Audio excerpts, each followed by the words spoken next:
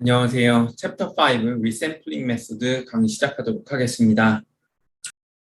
챕터 5 같은 경우에는요, 이제 크게 보자면 두 가지로 구성되어 있어요. 첫 번째는 여기 보이시는 크로스 발리데이션, 그리고 두 번째는요, 부스트랩. 이렇게 되어 있거든요. 이 두 가지 방법 모두 다요, 크게 보자면 앞서 챕터 2에서 설명했던 모델 평가 방법이라고 할 수가 있어요. 사실 앞선 모델 평가 방법은 두 가지가 있었죠. 하나는 테스트 MSE를 이용하는 방법, 혹은 테스트 에러 레이트를 이용하는 방법. 그리고 두 번째 방법은요. 그다음에 트레이닝 MSE, 트레이닝 에러 레이트에다가 플러스 페널티를 넣는 방법이었죠. 자, 그런데 이제 트레이닝 에러에 페널티를 넣는 것도요, 항상 이제 정확한 혹은 가장 좋은 모델을 골라주는 방법은 아니에요. 그래서 이제 세 번째로 오늘 설명한 게 크로스 발리데이션, 이 방법에 대해서 설명하도록 하겠습니다.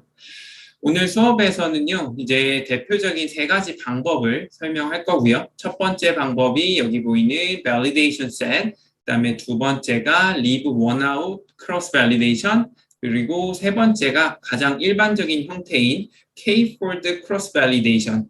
자, 이걸 설명하겠습니다. 그리고 이 테스트 MSE 혹은 테스트 에러 레이트 설명할 때 사실 가장 작은 테스트 MSE를 고르는 것은요, 바이어스도 적당히 작고 베리언스도 적당히 작은 모델을 고르는 거라고 했죠. 자, 이 K-fold cross validation 혹은 뭐 리브원아웃 cross validation을 가장 작게 만들어주는 뭐 에러를 만들어주는 방법을 고르는 건요, 마찬가지로 이제 바이어스 베리언스를 적당하게 작게 만들어주는 그 모델을 고르는, 그건 그렇다는 개념을 설명할 거고요. 그리고 이 방법들 설명할 때 먼저 다 리그레션 프로블럼에서 어떻게 적용되는지 설명할 거예요. 그래서 이제 맨 마지막에 클래시피케이션 문제에서도 어떻게 적용되는지, 우리가 크로스 밸리데이션 어떻게 적용하는지 그 방법에 대해서 설명하도록 하겠습니다. 먼저 이제 크로스 밸리데이션 설명하기에 앞서서요, 이 챕터 제목 자체가 리샘플링 메소드잖아요. 그래서 이제 리샘플링 메소드가 뭔지부터 설명하도록 하겠습니다. 네, 리샘플링 방법은요, 이제 fitted 모델에 대한 추가적인 정보를 얻기 위해 트레이닝 셋으로부터 반복 추출해서 만든 샘플로 모델을 다시 적합시키는 방법입니다. 디테일한 부분은 나중에 계속해서 설명을 할 거고요. 보통 이제 리샘플링 방법을 통해서요, 추정된 모델의 테스트 프리딕션 에러나 파라미터 추정치의 표준 편차 및 바이어스를 추정하게 됩니다. 그래서 이제 뭐 크게 보자면 첫 번째 모델 어세스먼트 평가도 하고요. 가장 최적의 모델이 무엇인지 이런 것도 이제 선택을 하게 되겠죠. 하지만 이제 정확하게 우리가 이런 것들을 평가하고 모델을 골라내려면요, 트레이닝 셋으로부터 반복 추출해서 만든 샘플 셋이요, 보통은 5,000개 이상은 되거든요. 자, 이 말은요, 모델 적합을 적어도 5,000번 이상은 해야 된다는 말이 돼요. 따라서 이제 리샘플링 방법은요, 굉장히 computationally expensive, 즉 이제 계산량이 굉장히 많이 요구됩니다. 하지만 뭐 요새는 컴퓨터가 많이 좋아져서요, 이게 이제 큰 문제가 아니라서 리샘플링 메소드가 많이 쓰이고 있습니다. 그리고 이제 크게 보자면 리샘플링 방법은요, 두 가지가 있고요. 첫 번째가 오늘 강의에서 설명한 크로스 밸리데이션, 그리고 두 번째 방법은 부스트래핑이 있는데요. 자, 이 부분은 다음 강의에서 자세히 설명하도록 하겠습니다. 자, 먼저 이제 크로스 밸리데이션이 개발된 그 배경부터 설명하도록 할게요. 자, 크로스 밸리데이션이 하려고 하는 거는요, 여기 보이는 테스트 에러를 추정하려고 해요. 네. 사실 이제 여러분도 앞서 이제 설명한 것처럼요, 트레이닝 에러랑 테스트 에러가 있다고 했잖아요. 그리고 모델을 정확하게 평가하려면요, 트레이닝 에러가 아니고요, 테스트 에러를 바탕으로 평가를 해야 된다고 했어요. 그 이유는요, 트레이닝 에러로 모델을 평가하게 되면 항상 이제 복잡한 모델만 가장 좋은 모델이다라고 평가를 하게 돼요. 그 이유가요, 오버피팅 때문에 그렇다 그랬죠. 네, 그렇기 때문에 우리는 트레이닝 에러가 아닌 테스트 에러를 계산을 해야 되는데 실제로 이제 테스트 에러를 계산하는 거는요. 그러니까 모델 피팅 하는데 사용하지 않은 average error라고 할 수 있거든요. 그러니까 즉 이제 모델 피팅 하는데 사용하지 않은 새로운 관측치에 대한 리스폰스 베리어블을 예측할 때 발생하는 오류의 평균 이거죠. 여기서 발생하는 문제가 뭐죠? 모델 피팅 하는데도 데이터가 부족한데 어떻게 새로운 관측치, 그거에 쓰지 않은 관측치가 있냐 이거죠.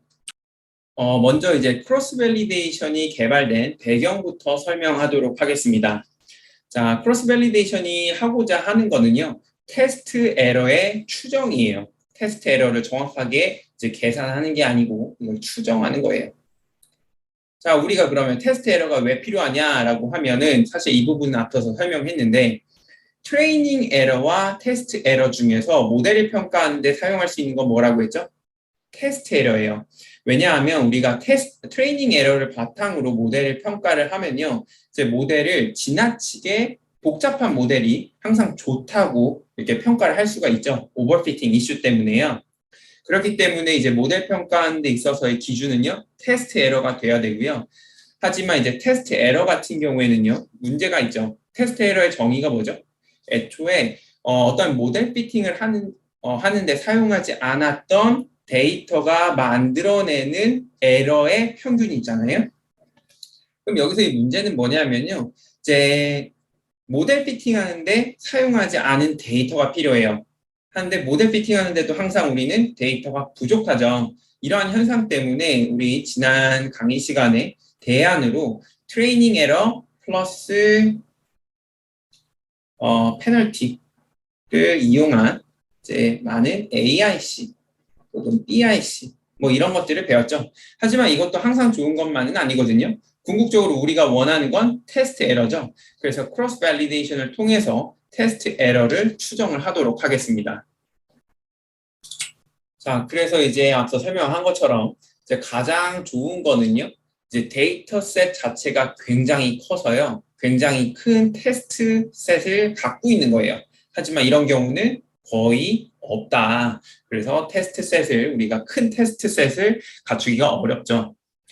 자, 이러한 한계를 극복하기 위해서 이제 트레이닝 에러를 이제 수학적으로 좀 조정한 방법인 멜로시피, AIC, BIC가 이제 앞선 강의에서 소개한 거고요. 그리고 이번 강의에서는요, 마찬가지로 이제 크로스 밸리데이션의 다양한 방법들을 설명해가지고요.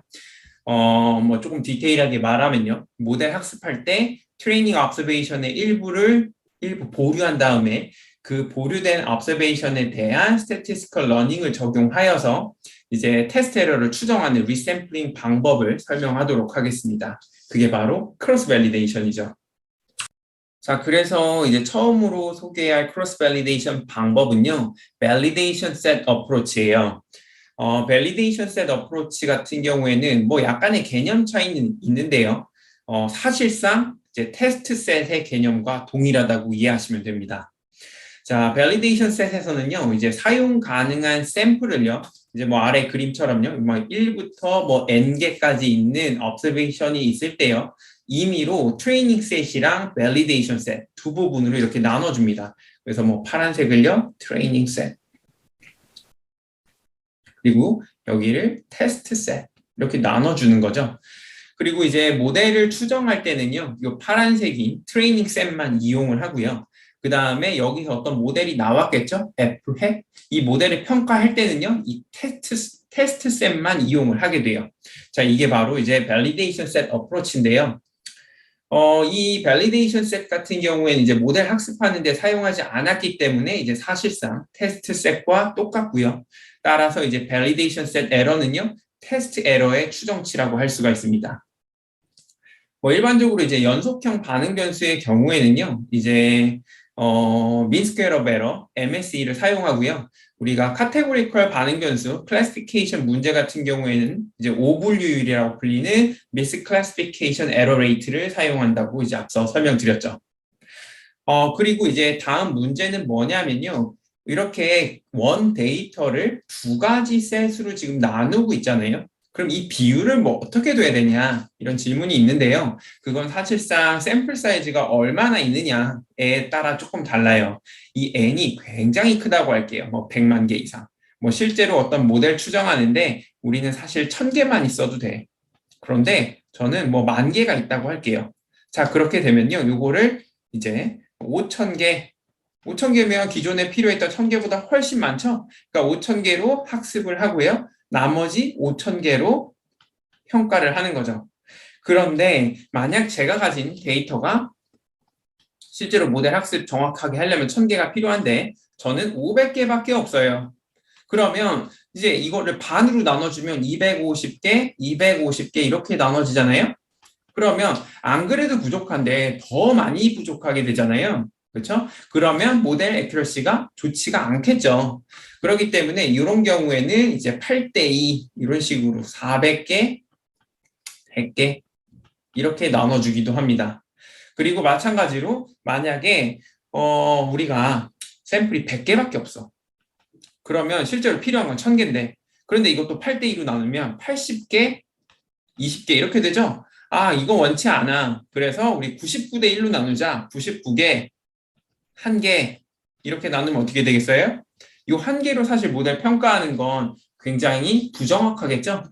그래서 일반적으로 우리 7대3 혹은 8대2로 나누는 게 일반적인 원칙이지만 항상 이 원칙을 따라가는 건 아니고요. 이 샘플 사이즈의 크기에 따라서 적절하게 조절하시면 됩니다.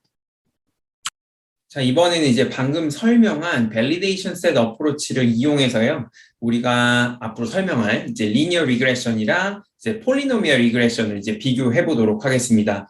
뭐 쉽게 얘기해서요. 그냥 좀 더 복잡한 모델 이렇게 y는 뭐 베타 제로 플러스 베타 1 x 플러스 엡실론과 y는 베타 제로 플러스 베타 1 x 베타 2 x제곱 플러스 엡실론 뭐 이런 식으로 해서 차수를 높인 모델 중에요. 어떠한 모델이 가장 작은 테스트 MSE를 갖는지 그런 모델을 평가하는 걸 이제 validation set approach로 확인을 해보도록 하겠습니다. 자, 여기에서 이제 여기 보이는 이 MSE 계산할 때 사용한 데이터는요. 이제 오토모바일 데이터고요. 이제 오토모바일 데이터에 대한 자세한 설명을 나중에 하도록 하고요. 이 데이터는요. 392개의 observation이 있대요. 그래서 이제 정확하게 절반인 196개를요. 트레이닝 셋으로 쓰고요. 나머지 196개를요. validation 셋으로 이제 무작위로 우리가 분할을 했다고 해요. 그래서 한번 무작위로 했다는 거는 이게 1번, 2번, 3번 해서 392가 있죠. 그래서 1번부터 뭐 196은 여기 있고요. 그다음에 197부터 392 이렇게 했다는 건 아니고요. 무작위로 넘버를 1번, 뭐 3번, 그다음에 뭐 8번, 그다음에 11번 뭐 이런 식으로 해서 196개를 넣었다는 뜻이에요. 그래서 무작위로 한번 나눠 가지고 MSE를 계산을 해 봤거든요. 자, 그런 경우에요. 아래 보시면 degrees of polynomial 해가지고 이 값이 2일 때 가장 작은 MSE를 갖고 있거든요. 실제로는 조금 더 차수를 높이면 좀 작아지는 것처럼 보이기도 하는데요. 실상은 뭐 거의 차이가 없죠. 이 경우에는 뭐 이 정도면 충분하다. 하지만 이 리니어 모델 가지고는 우리가 추정하고자 하는 그 리스폰스 베리어블을 잘 예측하지는 못한다. 이건 이제 우리가 명확하게 알 수가 있죠. 자, 오른쪽 그림 같은 경우에는요. 이런 비슷한 라인들이요. 10개가 있습니다. 굉장히 색깔별로 다 다양한데요. 이 10개는 어떻게 있냐면 이 처음에 있는 이 원 데이터, raw 데이터를요. 한번 나눠요. 랜덤하게. 그래서 1번 196개 가지고 있고요. 나머지 196개로요. 평가를 할 거예요. 또 새로운 방법 랜덤하게요. 또 196개를 나누고요. 또 validation 셋을 나머지 196개로 주는 거죠. 그리고 3번 또 랜덤하게 196개를 나누고요. validation 셋을 나머지 196개로 나누는 이 작업을 총 10번을 했다고 해요. 그래서 이제 모델을 이제 피팅하고 트레이닝 셋으로요. 그 다음에 그 나머지 밸리데이션 셋으로 이제 MSE를 테스트 MSE를 추정을 해보니까 자 이러한 패턴이 나왔다고 합니다. 근데 전체적으로 보면요, 모든 라인이 같은 패턴이죠. 리니어 모델, 즉 degree of polynomial이 1인 경우에는 테스트 MSE가 조금 높고요, 상대적으로. 그 다음에 쿼드래틱 모델부터 시작해서 이렇게 쭉 감소하고 그 다음부터는 뭐 거의 플랫하죠. 뭐 증가하는 것도 없고요, 감소하는 것도 없고요. 그리고 라인마다 우리가 이 셋을 어떻게 나눴는지에 따라서 뭐 어떨 땐 좀 증가하다가 감소하다가 유지하고 어떨 때는 조금 더 감소하다가 증가하고 어떨 때는 증감 없이 그대로 유지 뭐 이런 패턴들이 보이죠. 자, 이것만 보면요. 대부분의 경우는 이제 괜찮겠지만요.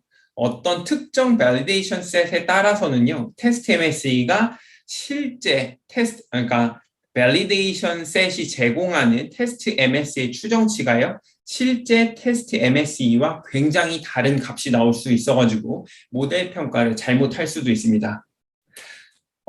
그리고 이제 validation set approach에서는 이제 사용할 수 있는 모든 샘플을 이용해서 모델을 추정하는 게 아니고요. 일부의 트레이닝 셋만 이용해서 모델을 추정하고 있기 때문에 수정된 모델의 결과도요, 굉장히 안 좋아질 수도 있겠죠. 즉, 이제 validation set MSE가 테스트 MSE보다 훨씬 큰 값이 나올 수 있어가지고 모델 평가를 잘못할 수도 있습니다. 자, 앞선 예를 바탕으로 이제 validation set approach의 특징을 요약하자면요. 이제 먼저 추정이 굉장히 간단하죠. 일단 raw 데이터가 딱 나오면 그걸 7대3 혹은 뭐 8대2 어떤 기준을 바탕으로 트레이닝 셋이랑 validation 셋으로 그냥 나눈 다음에 트레이닝 셋으로 모델 학습하고 validation 셋으로 이제 평가하면 되죠. 하지만 이제 그 샘플을 어떻게 나누느냐에 따라서 테스트 에러의 추정치가 크게 달라질 수가 있습니다.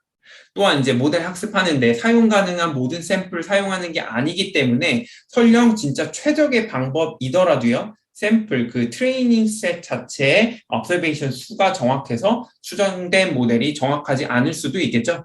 그래서 이제 모델 평가가 부정확하고 굉장히 베리에이션이 클 수 있다는 단점이 있습니다. 자, 이제 방금 설명했던 이제 validation set approach를 이제 보완하기 위해서 나온 방법이 이제 leave one out cross validation인데요. 이걸 우리 짧게 LOOCV라고 이제 부릅니다. 자, 이 방법은요, 이제 기본적으로는 validation set approach랑 굉장히 유사하지만요, 이 단점을 보완하기 위해서요, validation set approach를 데이터 수만큼 우리가 수행하게 돼요. 조금 더 이제 자세하게 설명을 하자면요. 크기가 n인 데이터가 있다고 할게요. 이렇게 n 있다고 하면요. 트레이닝 데이터 셋을요. n 빼기 1개, n 빼기 1개의 observation을 가진 걸로 만들고요. 그 다음에 나머지 1개, 트레이닝 셋에 포함되지 않은 1개를요. validation 셋으로 이제 만들어요. 그러니까 총 이렇게 n개가 있다고 할게요. 그러면 이 중에 이만큼 n 빼기 1개가 트레이닝 셋이 돼요. 그다음 여기 있는 1개 있죠? 이게 이제 validation이 되는 거예요. 자, 이 경우에는 제가 n번째 데이터가 validation 셋이 한 번 되는 거죠. 1번. 그다음에 두 번째는요. 똑같이 말해서 n 빼기 1개의 observation이 트레이닝 셋에 들어올 거예요. 그렇죠? 1개. 대신에요. 맨 마지막 게 아니고요. 끝에서 두 번째. 얘가 validation 셋으로 들어가고요. 얘는요. 다시 들어와요. 이 트레이닝 셋으로. 세 번째는 어떻게 하겠어요? 이제 끝에서 세 번째가요. validation 셋으로 포함되고 나머지는 다시 트레이닝 셋. 네 번째도 똑같이요. 끝에서 네 번째가 들어오게 되고 그렇게 되기 때문에 이제 split the data 이 셋 자체를요. n번 한다고 표현을 하는 거예요. 그리고 나머지 과정은요, 이제 validation set approach랑 똑같아요. 이제 트레이닝 데이터로 모델 적합하고요. validation 데이터로 이제 모델 검증하기 위해서 MSE를 계산하는 거죠. 자, 여기 n번 있으니까 MSE가 총 몇 번 나오겠어요? n번 나오겠죠? 그래서 이 첫 번째 나온 걸요, 우리 MSE 1이라고 하고요. 두 번째, 이 validation 셋으로부터 나온 MSE를요, MSE2라고 하고요. 세 번째는요, 똑같은 방법으로 MSE3, i번째는요, MSE-I 이렇게 표현을 할 수가 있겠죠. 그러면 이제 live one out cross validation의 전체 MSE를 그럼 어떻게 표현하느냐? 이거는요, 이제 모든 데이터 포인트의 validation MSE의 평균으로 이렇게 구하시면 됩니다. 이 MSEI를 다 더하고 데이터 포인트만큼 나눠주는 거죠. 이렇게 표현을 하시면 돼요. 그리고 모델, 어떤 모델이 가장 좋냐 할 때는 이 CVN이라고 표현되어 있는 이게 가장 낮은 게 좋겠죠. 자, 앞서서는 제가 이제 그림을 좀 대충 그렸는데, 원 데이터가 이렇게 있으면요. 뭐 전 끝에서부터 했죠. 근데 이제 첫 번째 이 주황색으로 표현된 게 첫 번째 경우에 validation set과 training set 이렇게 두고요. 두 번째 경우에 validation set은요. 두 번째 observation 그리고 나머지가 training set 그리고 세 번째 경우는요. 세 번째가 validation set 이렇게 하는 거예요. 쭉 그래서 n번 그래서 MSE가 n번 나오겠죠. 자 여기에서 문제점은 뭐겠어요? 모델 피팅은 몇 번 해야 돼요? n번 해야 되죠. n이 굉장히 큰 수예요. 1000번이에요. 뭐 10,000번이에요. 그럼 어떻게 해요? 10,000번 모델 피팅 해야 되니까 굉장히 느리다는 단점이 있을 수 있겠죠.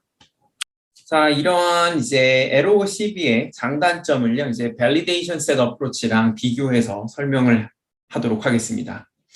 자, 이렇게 리브원화 크로스 밸리데이션을 하는 이유는요, Validation Set Approach에 비해서 그 단점이 바이어스가 굉장히 컸기 때문이죠. 베리언스 자체가 굉장히 컸잖아요. 우리가 샘플을 어떻게 스플릿하느냐에 따라서요. 근데 LOCB 같은 경우는 어때요?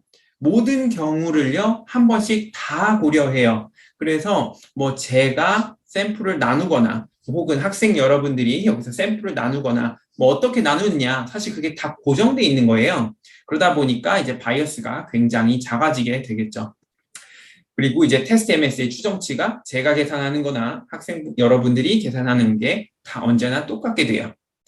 그리고 이제 모델 추정할 때요. 문제점이 뭐였냐면 기본적으로 어떤 방법이 정확하게 모델을 추정하는 데 있어서 필요한 데이터 포인트가 뭐 1000개다 했을 때 뭐 밸리데이션 셋은 그중에 70%밖에 안 쓰니까 당연히 부정확할 테잖아요. 근데 이번에는 어때요? 거의 모든 데이터인 n-1개의 데이터를 이용하죠. 트레이닝 셋으로요. 그러다 보니까 이제 훨씬 더 정확하게 모델 추정이 가능합니다. 이제 따라서요. 그래서 리브원화 크로스 밸리데이션은요. 밸리데이션 셋 어프로치만큼 테스트 에러 레이트를 오버 에스티메이트 하지 않다는 장점이 있어요. 뭐 그냥 과하게 추정하거나 혹은 뭐 잘못 추정하거나 뭐 그렇지 않다는 장점이 있습니다. 하지만 이제 LOCB는요. 단점도 있죠. 그래서 앞서 설명한 것처럼요. 모델 추정 몇 번 해야 돼요? n번이나 해야 돼요. 어떤 방법은요. 뭐 한 번 데이터 분석하는데 일주일씩도 걸리거든요. 그리고 막 샘플 사이즈 n이요? 만이다. 그러면 일주일 곱하기 몇 번 해야 돼요? 10,000번. 시간이 너무 많이 걸리죠. 그래서 이제 computationally intensive 계산량이 너무 많다. 이러한 단점도 있습니다. 자, 앞서 설명했던 이제 LOCB랑 이제 Validation Set Approach의 단점을 이제 동시에 보완하기 위해서 이제 개발한 것이요. 이제 설명할 K-fold Cross Validation입니다. 실제로 이제 두 방법의 장점을 그대로 갖추고 있기 때문에요. 우리 테스트 에러를 추정할 때 가장 많이 쓰이는 방법이라고 할 수가 있습니다. 많은 경우에요. 우리 K-fold Cross Validation을 이용해서 최적의 모델을 선택하고 최종 선택된 모델의 테스트 에러를 추정하고 있는데요. 자, K-fold Cross Validation은 그럼 뭐냐 하면은 LOCB랑 굉장히 비슷해요. 근데 LOCB에서는 이제 Validation Set의 사이즈 자체를 그러니까 Observation을 하나씩만 포함하고 있잖아요. 그리고 이제 모든 데이터가 한 번씩 Validation Set에 포함되도록 n번 나누었다고 하면요. K-fold Cross Validation은요. 이제 Validation Set의 크기를요. 이제 미리 설정한 이 K 값 있죠? 이 K로 나눈 n 나누기 K로 설정하는 거예요. 그래서 만약 데이터의 개수가 100개다. 그리고 K를 10으로 설정하면요. 각 밸리데이션 셋은요. 다 observation을 n 나누기 K인 10개씩 갖고 있는 거고요. 이게 1번 케이스고요. 만약에 n이 뭐 1000이야. 그리고 K를 5라고 설정을 하잖아요. 그러면은 밸리데이션 셋은요. 몇 개를 가져요? n분의 k, 즉 200개씩 갖게 됩니다. 자, 이런 식으로 하는데요. 마찬가지로 이거는요. 이제 validation set approach처럼요. 데이터를 K의 크기로 이제 랜덤하게 나눠주는 거예요. 그 후에 LOCB와 똑같이요. 트레이닝 셋으로 모델 학습하고 밸리데이션 셋으로 평가를 하는데 그때 똑같이 MSE가 나오겠죠?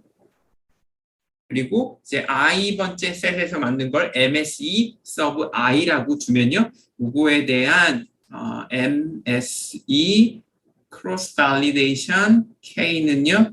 이제 1 over K 총 K가 있을 거예요. 그렇죠? 그래서 i는 1부터 K까지 MSE I 이렇게 우리가 정의를 할 수가 있습니다. 자, 방금 설명했던 이제 K-fold cross validation을요, 그림으로 표현하면 이렇게 돼요. 뭐, 앞서 제가 뭐, 대충 그린 거 말고요. 자, 기본적으로, 데이터셋이 이렇게 크게 있다고 하면요, 이거를 K 등분하는 거예요. 정확하게. 뭐, 이렇게 정확하게 나눌 수 있으면 좋고요. 정확하게 안 되면요, 뭐, 여기에는 하나 정도 더 많고, 여기는 하나 정도 적고, 뭐, 요 정도로 약간의 디비에이션, 약간의 차이는 허용이 돼요. 하지만 되도록 이제 균등하게 나눠주는 게 사이즈 측면에서 그게 핵심이고요. 이렇게 나눠주게 되면요. 이제 첫 번째 셋이 한 번은 validation 셋, 그리고 두 번째 것도요. 한 번은 validation 셋, 그리고 세 번째도요. 똑같이 한 번은 validation 셋으로 해가지고요. 여기 첫 번째 케이스 같은 경우에는 이제 랜덤하게 나눠가지고 이 부분이 validation 셋이 한 번 되고 나머지가 트레이닝 셋. 두 번째 케이스는요. 이 부분이 한 번 validation 셋, 나머지가 다 트레이닝 셋. 자, 이런 식으로 해서 이 경우에는 총 5등분 했나 봐요. K가 5개죠. 그래서 5개의 경우밖에 없습니다. 그래서 각각 모든 데이터 포인트들이 다 모델 추정하는데 한 번은 쓰이고요. 그리고 모든 데이터 포인터들이 그다음에 모델 평가하는데 적어도 한 번은 쓰이는 거죠. 사실 모델 추정하는데 몇 번 쓰이죠? 적어도 4번씩은 쓰이네요. 이 경우엔. 이 부분은 이제 K-fold cross validation의 디테일인데요. 뭐 제가 앞서서 대충 이런 식을 벌써 썼었죠. 이렇게 MSE, CV, K는요. 기존에 나왔던 그 K 경우에 MSE를요. 그냥 다 에버리지 한 거다라고 아까 간단하게 썼잖아요. 근데 여기 보시면요. 이번에는요. N분의 K가 있어요. 아까 제가 어떻게 썼냐면 실제로는 K분의 1이라고 썼을 거예요. 이렇게 i가 1부터 k. 자, 이렇게 했는데 여기 왜 k분의 1 대신에 n분의 nk가 들어왔냐라고 하면요. 자, 아까 뭐 데이터 사이즈가 100개일 때 k를 5라고 둘게요. 자, 이 경우에는 균등하게 나눠야 되니까 각 셋이요. 5등분하면 20개씩 들어가면 되겠죠. 그렇죠? 이렇게 한다고 할게요. 근데 샘플 사이즈가 5의 배수가 아니고 99라고 할게요. 자, 이 경우 어떻게 돼요? K를 5라고 잡으면요. 대부분 20씩 들어갈 텐데 맨 마지막 거는요. 19개밖에 없겠죠. 그래서 이 경우에 각각의 첫 4경우의 MSE가 뭐 10, 여기도 10, 여기도 10, 10 이렇게 할게요. 그럼 얘는요. 이번에는 뭐 20이라고 할게요. 그럼 똑같이 우리가 이 10처럼 평균을 내는 게 맞냐라고 생각해 볼 수가 있거든요. 왜냐하면 여기 20개를 바탕으로 평가를 한 거고 여긴 19개를 바탕으로 평가를 한 거잖아요. 굳이 따지자면 데이터의 개수가 많은 게 조금 더 정확하겠죠? 그래서 이게 20이더라도요. 20을 그대로 여기 있는 10과 동등하게 보는 게 아니고요. 조금 더 부정확하다. 즉 웨이트를 줘야 돼요. 그래서 100, 앞선 경우는요. 100분의 20이라는 웨이트를 줬다면요. 여기는 100분의 19라는 상대적으로 더 적은 이 MSE, 여기서 주는 이 MSE 값에 상대적으로 적은 웨이트를 준 가중평균 합이라고 볼 수가 있습니다. 뭐 근데 아까 말씀드린 것처럼 이런 MSE, K 이런 것들은 다 아실 테니까 넘어가고요. 그리고 아까 말씀드린 것처럼 이게 N이요 K의 배수라고 하면 그냥 이렇게 쓰셔도 돼요. 뭐 근데 이건 너무 디테일하니까요. 이 부분은 넘어가도록 하고요. 맨 마지막 부분에 보시면요. 이 K를요 N으로 설정하잖아요. 이게 데이터 사이즈, observation 수라고 두면요. 자 이제 모든 데이터 셋을요. 이 데이터 포인트들을요, n으로 나눈 거죠. 그러면 이렇게 잘게 그래서 각 그룹은요 한 개의 observation을 갖고 있게 돼요. 이게 뭐랑 같아요? leave one out cross validation이랑 똑같죠. 그래서 이제 우리는 K-fold cross validation을 LOCB의 일반화된 케이스다. 달리 말하면 LOCB는 K-fold의 특별한 형태다. N-fold cross validation이다. 라고 많이 표현을 합니다. 이번에는 이제 앞서 설명했던 이제 K-fold cross validation이랑 LOCB를 이론적으로 한번 비교를 해보도록 하겠습니다. 이제 먼저 K-fold cross validation은 LOCB는요, K가 N으로 뒀을 때 K-fold cross validation의 뭐 특별한 형태다라는 건 설명했잖아요. 그럼 우리 가장 첫 번째 문제가 K는 어떻게 설정하느냐 이거예요. 그러니까 일반적으로는요, K를 5나 10 정도로 주는데요. 뭐 이거는 정해진 룰은 아니고요. 여러분들이 상황에 맞게끔 마음껏 골라 쓰시면 돼요. 뭐 6, 7, 8, 9 아무거나 쓰셔도 되고요. K는 20, 뭐 50 이렇게 쓰셔도 상관은 없습니다. 하지만 50, 뭐 100 이렇게 굉장히 큰 수를 쓰면 어떻게 돼요? LOCB랑 거의 차이가 없겠죠. 그래서 이제 계산이 굉장히 많아지는 단점이 나오게 돼요. 하지만 이렇게 K가 5나 10 정도를 썼을 때는요, 당연히 K-폴드의 가장 큰 장점은 계산이라고 할 수가 있어요. LOCB에 비교해서요. 당연히 밸리데이션 셋 어프로치보다는 느려요. K번 추정해야 되니까요. 그리고 이제 LOCB의 단점이 앞서서 설명하지 않은 거 단점이 하나 있는데요. 이제 테스트 MSE 잘 추정을 해요. 하지만 그 추정량의 베리언스도 굉장히 중요하거든요. 근데 LOCB는요, 이 데이터를 충분히 잘 섞지는 못해요. 자, 이 부분을 이제 그림으로 좀 설명을 해볼게요. 데이터 포인트가 100개가 있다고 할게요. 즉, n이 100이죠. 자, 그럼 케이스 1 같은 경우에는요, 1번부터 99번까지가 이제 트레이닝 셋에 들어가고요. 그 다음에 100번째가 테스트 셋에 들어가요.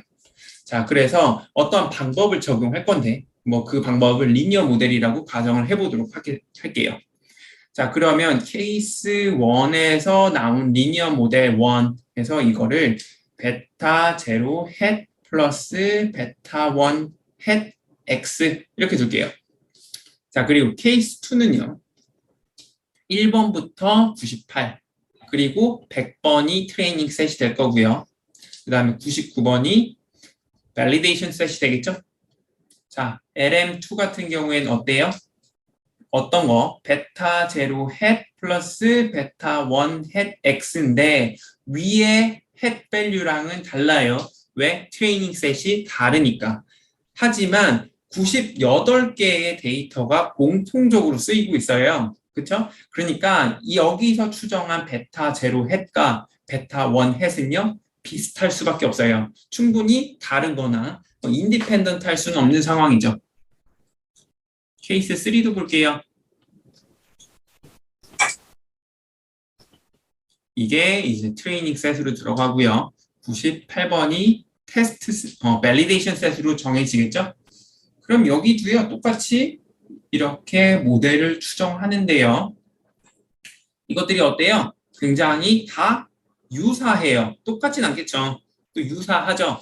자, 그렇게 되면요, 이 모델들의, 베리언스가 굉장히 높아지거든요. 그래서 이제 이 말을 어떻게 해야 되냐면 이제 추정치 간에 강한 상관관계가 존재한다고 볼 수가 있는데요. 이 부분은 이제 기초통계학에서 배웠던 베리언스를 보시면 조금 이해하기 편할 거예요. 우리 두 확률 변수 x, y가 있을 때 x, y의 합에 대한 베리언스는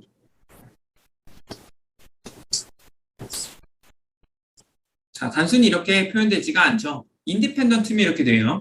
아닌 경우에는 2 곱하기 covariance of x and y 이렇게 되죠. 자, 이 경우에 모델들이 어때요? 굉장히 highly correlated 되어 있죠. 이게 강한 양의 관계가 있기 때문에 어떤 큰 양수가 될 거예요. 즉 베리언스가 쭉 올라가요. 추정치의 베리언스가 쭉 올라간다는 뜻으로 이어지거든요. 뭐 자세한 내용까지는 좀 모르셔도 되지만 베리언스가 큰 거는 불확실성이 크다는 뜻이기 때문에 좋은 건 절대 아닙니다. 자, LOCB는 그런 관점에서 모델 추정할 때 완전히 다른 게 아니고 너무너무 비슷한 observation들을 쓰고 있기 때문에 굉장히 유사해지고 그러기 때문에 이제 MSE 추정할 때 그 추정치에 추정된 에러의 분산이 클 수밖에 없다는 문제가 발생해요. 뭐 그러면 K-폴드 크로스 밸리데이션 같은 경우에는 그런 문제 없냐? 있죠. 당연히 있어요. 하지만 이 LOCB랑 비교했을 때는 상대적으로 그 문제가 현저히 떨어집니다. 특히 K가 작으면요. 근데 K가 너무 작으면 또 문제가 되겠죠. K가 2야. 그럼 어떻게 돼요? 트레이닝 셋이 뭐 이렇게 두 개로 나눈 다음에 한 번은 얘가 트레이닝, 한 번은 얘가 트레이닝 이렇게 되는 거죠. 이렇게 되면 validation set approach랑 크게 다를 바는 없어요. 그래서 이제 5나 10 정도를 두는데요. 뭐 여하튼 간에 이렇게 두면요. LOCV보다는 computationally 훨씬 좋고요. 그 다음에 추정된 에러의 분산도 작아져서 좋습니다. 뭐 이렇게 해서 항상 우리가 K-fold cross validation을 써라 라고 하는데요. 이제 개인적으로 이제 참고로 말씀드리면요. 항상 상황에 맞게 사용을 하셔야 돼요. 샘플 사이즈가 뭐 한 30개밖에 안 돼. 혹은 뭐 20개밖에 안 돼요. 굉장히 작은 케이스에서는요. 사실 뭐 LOCB를 쓴다고 해도 뭐 컴퓨테이셔널리 뭐 그렇게 느린 건 아니거든요. 그렇죠? 그리고 크로스 밸리데이션 뭐 5-fold 크로스 밸리데이션 쓰면 여기에서 5개나 빠져나가요. 밸리데이션 셋으로. 모델을 학습하는 데 쓰는 트레이닝 셋 사이즈가 너무 작아지죠. 네, 이런 경우에는 뭐 LOCB 써도 상관은 없습니다. 보통은 많이 쓰죠. 네.